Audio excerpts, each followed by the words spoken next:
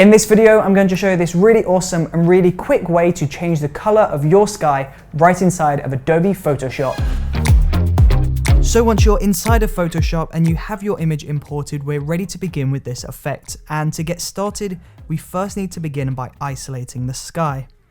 So we'll go over to the polygonal lasso tool on the left-hand side of Photoshop, and we're just going to draw a mask around the sky of this image.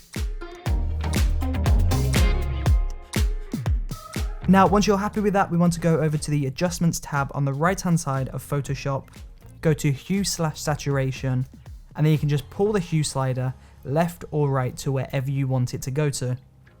And as you can see, the sky is turning pink, green, orange, yellow. This is basically the effect now complete, but obviously we're going to need to tidy this up. So we can increase or decrease the intensity of this effect by pulling left or right on the saturation. Now once you've got that to a point where you're happy with the color of the sky, we need to go ahead and we need to blend this with the rest of the image, because at the moment we can still see that harsh line where we drew the mask.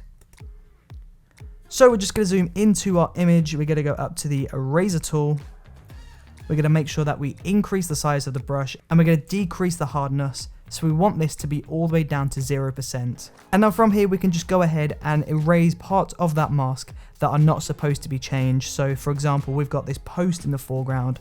So I'm going to go over and erase the mask from this. And then I'm just going to go to the horizon and I'm just going to erase that hard edge of the mask, just so that this really blends into the image. And there you go. Once you're happy with the final result, you've now successfully changed the color of your sky right inside of Adobe Photoshop. And there you go. If you enjoyed watching this video, then don't forget to subscribe to see more. Click this box if you want to see the previous video, and I will see you tomorrow for another brand new video. Thank you for watching.